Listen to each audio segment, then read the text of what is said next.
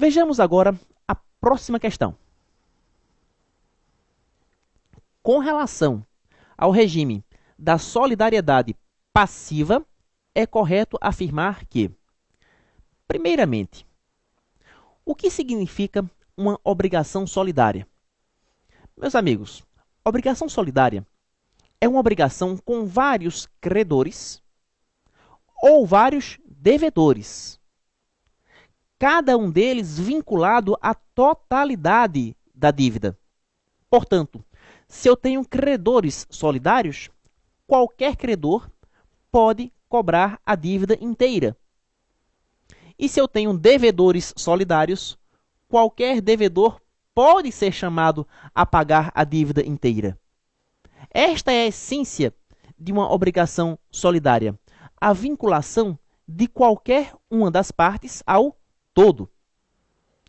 A questão trabalha o tema da solidariedade passiva, que é exatamente a solidariedade manifestada entre vários devedores. Vejamos as proposições. Proposição A. Cada herdeiro pode ser demandado pela dívida toda do devedor solidário falecido. Atenção! Toda vez que um devedor solidário falece e deixa herdeiros, cada herdeiro só responde até o limite da quota correspondente ao seu quinhão hereditário. A responsabilidade do herdeiro é limitada pela quota correspondente ao seu quinhão hereditário. Portanto, o herdeiro ele não terá responsabilidade pelo todo. Solidariedade não passa aos herdeiros. Cada herdeiro somente respondendo até o limite do seu quinhão. Para darmos um exemplo, imaginemos 3 devedores solidários que se solidarizam em relação a um débito de R$ 30.000. Ora, se um deles falece, a sua quota-parte, que é de 1/3, passa para os herdeiros, que respondem proporcionalmente aos respectivos quinhões. Se um deles falece e deixa 2 herdeiros, cada herdeiro só paga R$ 5.000. Por que 5.000? Porque se eram 3 devedores solidários, cada qual responderia por uma cota de 1/3. Quando um deles faleceu e deixou 2 herdeiros, cada herdeiro só responderá por metade daquele 1/3. Portanto, 10.000 dividido por 2 herdeiros daria 5.000 para cada um. A conclusão é esta, que solidariedade não passa aos herdeiros, cada herdeiro somente responde até o limite da quota correspondente ao seu quinhão hereditário. Entretanto, existe uma particular hipótese em que o vínculo solidário pode ser repassado aos herdeiros, que é quando a obrigação for indivisível. Atenção aqui. Tratando-se de obrigação indivisível, o vínculo solidário é extensível aos herdeiros. Darei um exemplo. Suponha-se que 3 devedores solidários se vinculem à entrega de um cavalo. Um deles falece e deixa 2 herdeiros. Ora, não se pode reclamar de um herdeiro a fração ideal de um cavalo. Vai pedir o quê? A pata do cavalo? A cabeça do cavalo? Não há como. Então, se o cavalo estiver em mãos deste herdeiro, ele responderá por todo o animal. É um caso específico em que o vínculo solidário, o poder de exigir o todo, pode ser repassado aos herdeiros. Qualquer herdeiro respondendo pelo todo, tratando-se de obrigação indivisível. Portanto, temos uma regra e uma exceção. Em regra, solidariedade não passa aos herdeiros. Cada herdeiro somente responde até o limite do seu quinhão. Salvo, exceção, salvo quando a obrigação for indivisível. A proposição A, voltemos a ela se confunde por tornar aquilo que nós admitimos como exceção como se fosse a regra geral. Ela coloca: cada herdeiro pode ser demandado pela dívida toda. do devedor solidário falecido? Em regra, não pode. Cada herdeiro, em regra, só responde pelo seu quinhão hereditário. Equivocada, por este motivo, a proposição A. Vejamos a proposição B.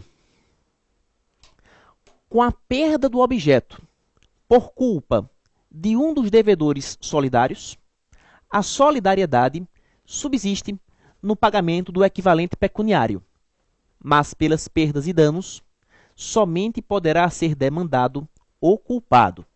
Realmente, toda vez que a obrigação se impossibilitar por culpa de apenas um dos devedores solidários, todos os devedores responderão pelo equivalente pecuniário. Pelo equivalente pecuniário, todos os devedores respondem. Porém, pelas perdas e danos, só responde o culpado. Por que isto? Porque em direito civil, perdas e danos decorrem da culpa. Somente a culpa é que pode acarretar esta obrigação. Logo, se somente um dos devedores foi culpado, apenas ele responderá pelas perdas e danos, embora todos sejam responsáveis pelo equivalente pecuniário do bem. Correta, assim, a proposição B. Basta assinalar.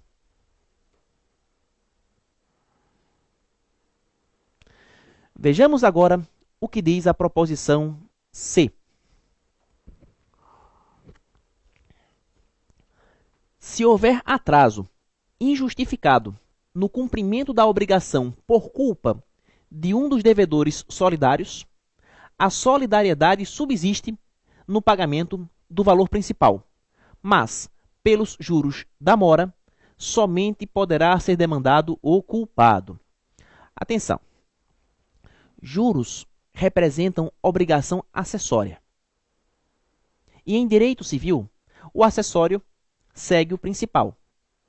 O raciocínio é o seguinte: se todos são solidários pelo pagamento do principal, todos também serão solidários pelo pagamento do acessório.